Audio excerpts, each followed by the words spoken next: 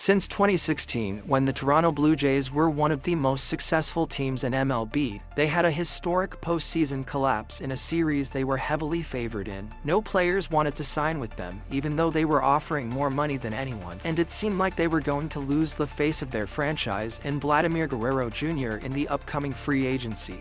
The Jays' talent speaks for itself. The AL East's talent speaks for itself. I'm a Yankees fan, so my voice gets lost with the Jays community, so you can call me out, but this feels like a team that's been looking for leadership the past 3 years. Then everything changed for the Jays, and now in 2025, they have the best record in all of Major League Baseball. But how is it possible? Disasters turn into ones that would alter the course of this franchise. Let's break it down. The Blue Jays were a mess heading into the 2025 offseason, first time in 3 years, and it looked like the window of Vladimir Guerrero Jr. and Bo Bichette being the face of the Blue Jays was coming to an end. The team that Guerrero once said last season was the trailer, this season you'll see the movie, had failed, and it was time for a new era of Toronto Blue Jay baseball.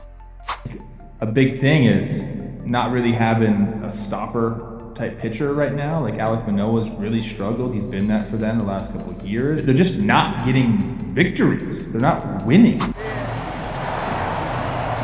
Say something to him on his way around. Oh! Guerrero Jr. has doubled the lead. In the 2024 offseason, they went heavy pushing for Shohei Ohtani, matching the Dodgers' offer of 10 years $700 million. Ohtani chose Dodger Blue instead of Jays Blue, and he went on to win a World Series with LA. In the 2025 offseason was much of the same for Toronto, as they gunned for the top free agent on the market. Wanted the prize of the offseason once again, Juan Soto. It looked like there was a real chance that Soto would be headed to Canada. Unfortunately for the Jays, Soto would ultimately end up choosing the Mets. Jays were once again high up in the running for a superstar, but not good enough to sign him. Turned their attention to one of their former outfielders, Teoscar Hernandez, both of which took offers from other teams. Jays had offered more money to Burns than the team he ended up signing with. They even tried for one more, Soki Sasaki, but they did not sign the player. The Blue Jays made a few trades, which many thought wouldn't work out. Players were that they traded for, though, as in Miles Straw, Cleveland Guardians, and that'll prove to be a pretty important thing for the Blue Jays. They were even able to go out and sign an actual free agent star, Anthony Santander. They had their star to bolster the lineup, along with Bo Bichette and Vlad Jr. They also added Jeff Hoffman after losing Jordan Romano. They also added Max Scherzer as a veteran to be a back-end starting pitcher for their rotation. And just like that, the new-look Blue Jays were here with a deeper lineup and a slightly improved pitching staff. So Vladimir Guerrero Jr. was still unsigned, and even with the improved roster, the Jays were projected to come fourth, 15% chance to win the division, and with the Vladimir Guerrero Jr. contract still looming large over the organization, it was difficult to predict what would happen next. The Blue Jays started out the season 16-20 in their first 36 games of the season. The roster improvements for the Jays were not working out the way that they would have wanted them to. The offseason additions were struggling. Anthony Santander, their big piece they got in the offseason, was hitting just .175 with 4 homers, where the power decreased even more and the batting average continued to stay at the same disappointing stat line. Miles Straw was actually good in April with a .304 batting average, had basically no power, and drove in just 3 runs. Max Scherzer got injured just 1 start into his Blue Jays career. Andres Gimenez was batting just .165 with 8 RBIs. New closer Jeff Hoffman was electric in April with a 1.1 ERA and 6 saves. He really struggled mightily in May with over a 13 ERA.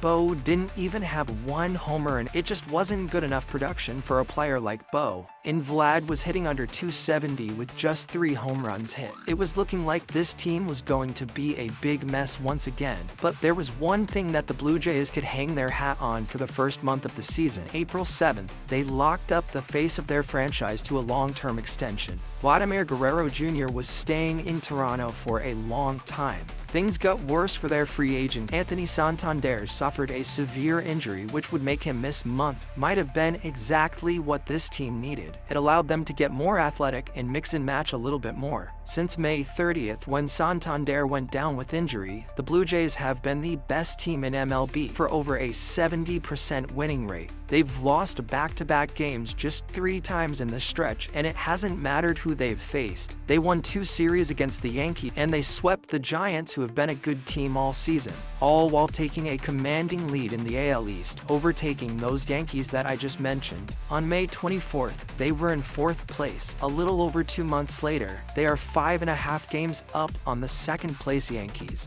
What happened? How did this team go from another disappointing season to being world beaters seemingly overnight? Simply put, they play good baseball. One of the biggest reasons why the Jays are winning these games because of the otherworldly defense that the Jays have. They're 4th in the league in team DRS, with 2 positions weighing them down heavily, right field and shortstop. These are the positions of Bo Bichette and George Springer, who are certainly not good defenders, but the rest of the team is. Their catching tandem of Alejandro Kirk and Tyler Heineman have combined for an incredible 15 DRS from the catching position.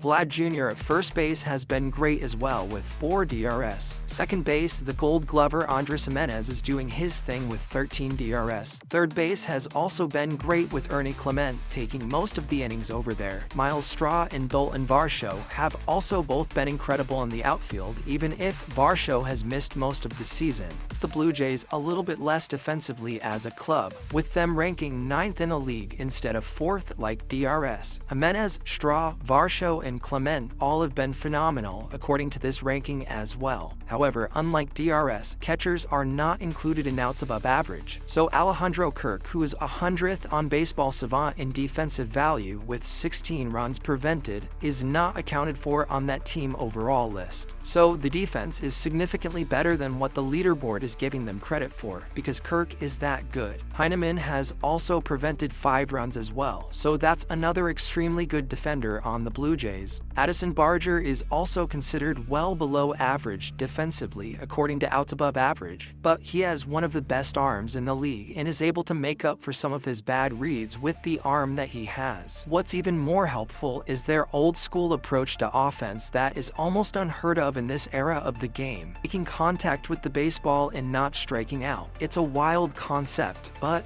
it works for the Blue Jays. Putting the ball in play and actually playing baseball, it leads to scoring runs. It's truly insane that the Blue Jays are one of the only teams in the league that have really figured that out. The Blue Jays hitters aren't that great in terms of what most teams look for today.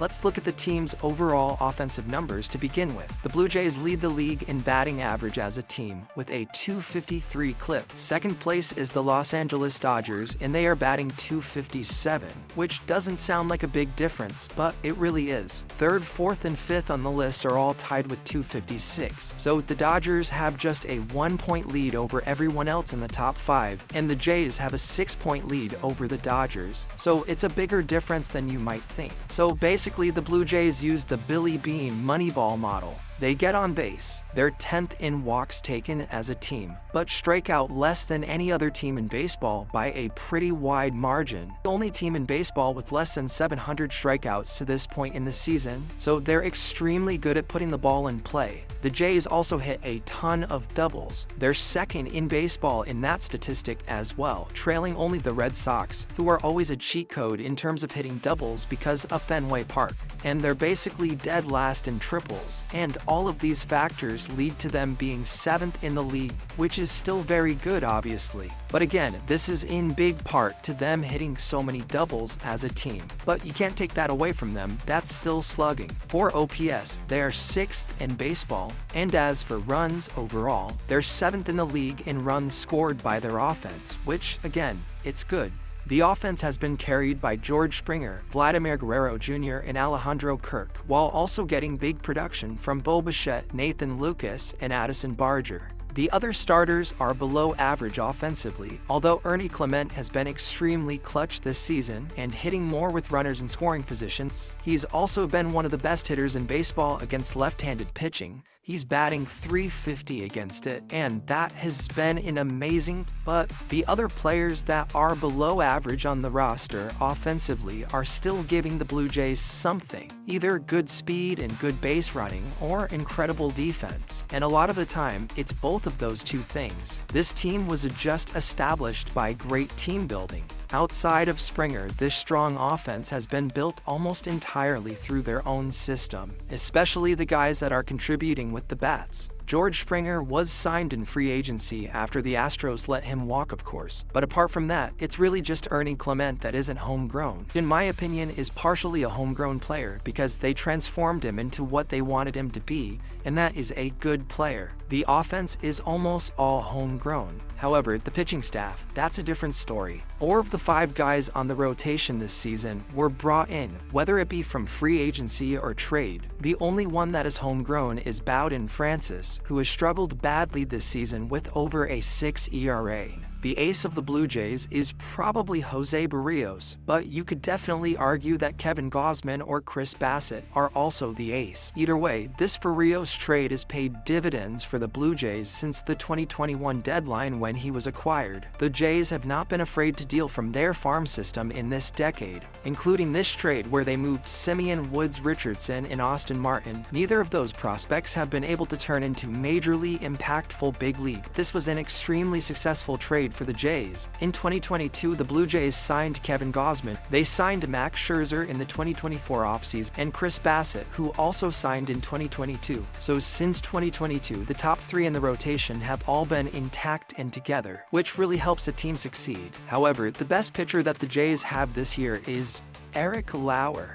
But now he's been incredible for the Blue Jays. In 69 innings, he has pitched to the tune of a 2.6 ERA. This has really helped supplement the injuries to guys like Alek Manoah as well as Max Scherzer, but the rotation has been a little worse in the middle of the pack in 2025. However, the biggest issue with the Blue Jays was the bullpen that consistently blew games. But in 2025, they're great. They're 7th in the league in bullpen ERA, and they've struck out more than all but one other team in MLB.